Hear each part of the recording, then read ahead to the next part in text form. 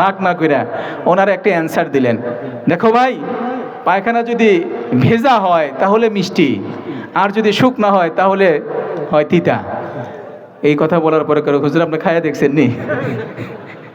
কথা বুঝতে পারছেন? এটাকে খায়া দেখার জিনিস? কয় হুজুর খায়া না দেখলে আপনি কেমনি বুঝলেন এটা মিঠা ভিজা থাকলে আর শুকাই গেলে তিতা হয়, বুঝলেনটা কেমনে? কারণ দেখো ভাই, সব জিনিস বোঝার জন্য খায়া দেখতে হয় না, কিছু বিবেক বুদ্ধি খাটাইলেই হয়ে যায়, একটু মেধা ব্যবহার করলেই হয়ে যায়। বলে কেমনে মেধা ব্যবহার করছেন সেইটা শোনান আমারে। তার মানে লোকটা চাইতেছে হুজুরকে রাগান্বিত করবে, কি পরিমাণ রাগ তারা সেটা যাচাই করার জন্যই তো গেছে, কথা ঠিক না? ইমামে আজম আবু হানিফা রাহমাতুল্লাহি আলাইহি বললেন, দেখো মাছি দেখছো তুমি? মাছি বলে হ্যাঁ। মাছি কোথায় বেশি বসে বলো তো?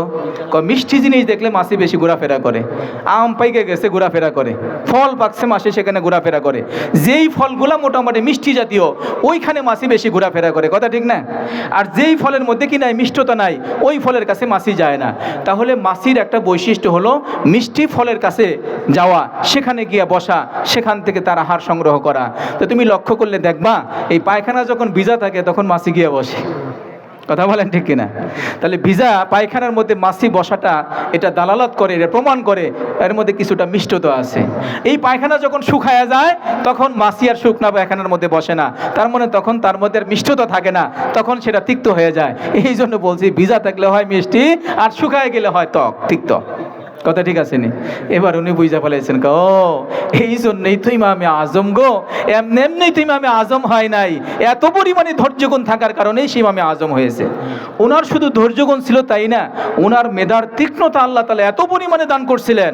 উনি এত পরিমাণ যুক্তিবিদ, তর্কবিদ ছিলেন। উনি যদি বলতেন যে এই খাম্বাটা বাঁশের না, এটা স্বর্ণের একটা টুকরা খাম্বা, উনি দলিল প্রমাণ দিয়ে সেটা বুঝাই দিতে সক্ষম ছিলেন। এত পরিমাণে মেধা আল্লাহ তাআলা তাকে দান করছিলেন, বলেন সুবহানাল্লাহ। আরেকটা গল্প মনে পড়লো, বলবো কি? গল্পটা হলো, ওনার কাছে একজন লোক এসে প্রতিবেশী সম্পর্কে অভিযোগ করতেছে, যারে দেখতে নারী তার চলন বাঁকা, আছে না কথা একটা? যে যারে দেখতে পারে না তার কি কি দোষ আছে খালি ওগুলো খুঁজে বের করে, তার কোনো গুণ তার চোখে পড়ে না। আমাদের সমাজে এমন মানুষের সংখ্যা কম না বেশি? একটা মানুষের ভিতরে 10টা গুণ আছে, ওইটা খুঁজে না, যদি কোনো রকম একটা দোষ দেখে ওইটা এরকম ভাবে ডোল পিটানো শুরু করে, অমুকের মধ্যে এই দোষ আছে, সেই দোষ আছে, একটা থাকলে আরো 10টা বানায় বলার চেষ্টা করে। তো ইমামে আজম আবু হানিফা রাহমাতুল্লাহি আলাইহির কাছে এক লোক আসছে, আয়েশা বলতেছে, হুজুর আমি একটা মাসালা জানতে আসছি। কি মাসালা? একজন ব্যক্তি সম্পর্কে আমি জানি ওনার 10টা দোষ আছে। কয়টা? 10টা দোষ আছে, যার এক একটা দোষ খুবই মারাত্মক। এই দোষগুলা থাকলে সে কি মুসলমান থাকে না কাফের হয়ে যায়? আপনার কাছ থেকে একটু ফতোয়া নিতে আসছি। আমাদের কাছেও দেখবেন অনেক মুসল্লি আছে, ইমামের সাথে যদি একটু বাজাগোজা হয়, উনি তার বিরুদ্ধে ফতোয়া নেওয়ার জন্য বড় মসজিদে যায়, বড় মসজিদে না হলে টাঙ্গাইল গিয়ে সেরা ফতোয়া নিয়ে এসে ওনারে ধরতে হবে, হুজুর এই ভুল কাজটা করছে, তাকে কেমনে আটকানো যায়, আছে না নাই? তো বলতেছে, আচ্ছা বলো দেখি তার কি কি দোষ আছে। ওনার 1 নম্বরের দোষ হলো উনি জান্নাতের আশা করে না। দেখেন কথাগুলা কি? 1 নম্বর কি? জান্নাতের আশা করে না। 2 নম্বর, তিনি জাহান্নামকে ভয় পায় না। 3 নম্বর, তিনি আল্লাহকেও ভয় পায় না। 4 নম্বর, সে মৃত খায়, মৃত পানি খায়। 5 নম্বর, সে রুকু সেজদা ছাড়া নামাজ পড়ে। 6 নম্বর, সে না দেখেই সাক্ষ্য দেয়। 7 নম্বর, সে ফিতনাকে ভালোবাসে। 8 নম্বর, সে ইহুদি খ্রিস্টানদের কথা বিশ্বাস করে। 9 নম্বর, সে এরকম ভাবে এই ফিতনাকে ভালোবাসে আর ইহুদি খ্রিস্টানদের কথা বিশ্বাস করে। আরেকটা হলো উনি আল্লাহর রহমত থেকে পলায়ন করে। আচ্ছা বলেন দেখি, এতগুলো দোষ যার ভিতরে আছে, ওনার কি ভিতরে ঈমান থাকার কথা? আর ওনার কি মুসলমান থাকার কথা? ইমামে আজম আশপাশ থেকে এগুলো জেনে নিলেন, যেই লোকের বিরুদ্ধে সে অভিযোগ করতেছে ওনার সাথে তার সম্পর্ক খুব খারাপ, ওনার সাথে সম্পর্ক কি খারাপ। এই জন্য বললেন, ইমাম সাহেব জবাব দিচ্ছেন, আপনি যেই দোষগুলোর কথা বললেন আমার কাছে দেখলে দোষ মনে হয় না, আমার কাছে সবগুলাই গুণ মনে হয়। কি মনে হয়?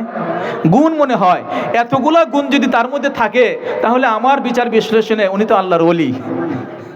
উনি কি আল্লাহর ওলি কয় হুজুর কোন কি, এতগুলো দোষ থাকলেও সে আবার আল্লাহর ওলি হয়? বুঝায় বলেন। হুজুর বুঝায় বললেন, এক নাম্বার, উনি জান্নাতের আশা করে না।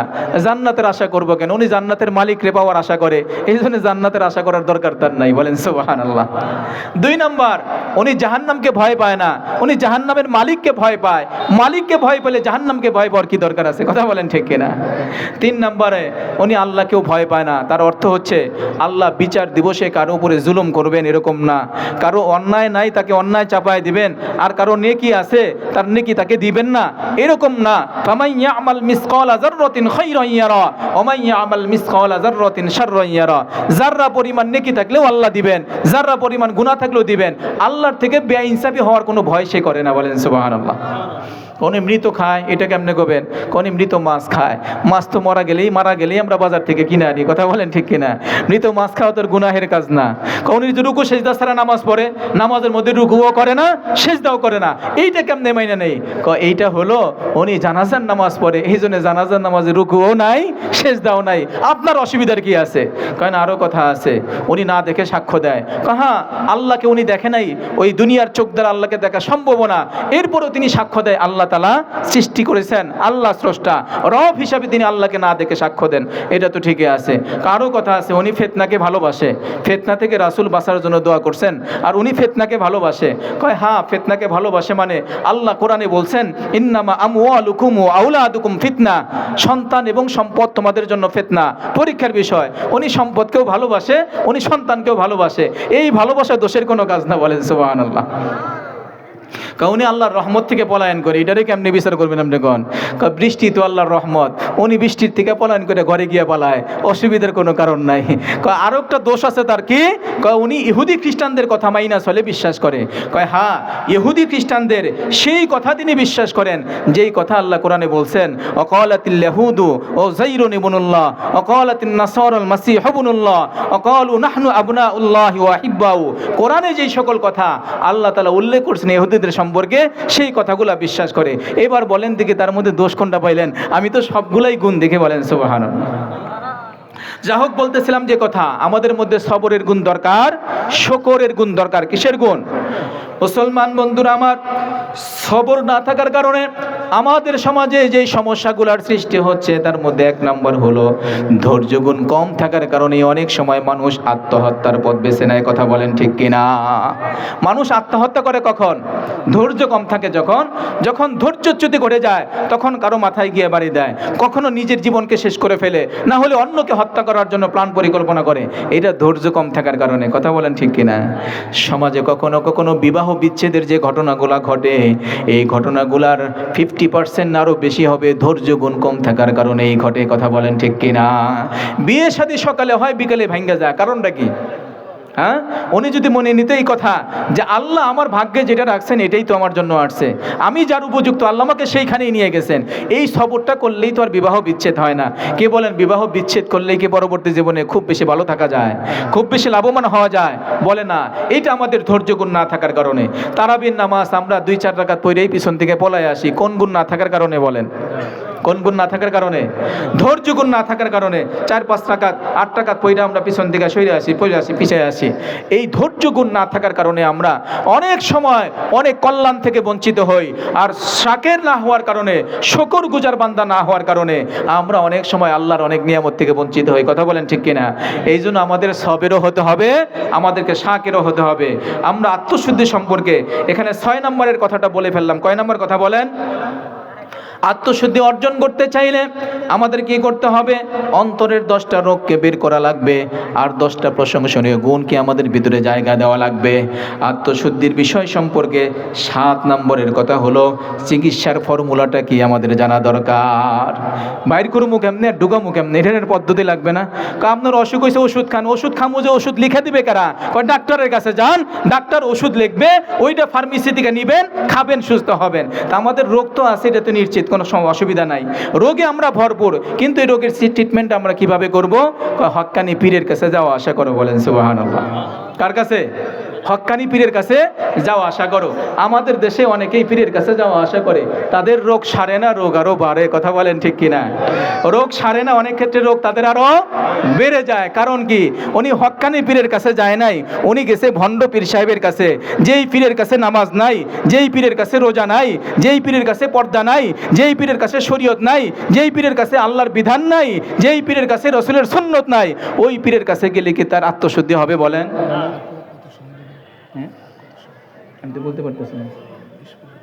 20 পর্যন্ত, আচ্ছা ঠিক করে। সম্মানিত হাজিরিন, এই আত্মশুদ্ধিমূলক আমরা অর্জন করতে চাইলে যেতে হবে কোথায়? হক্কানি পীর মাশায়েখের কাছে।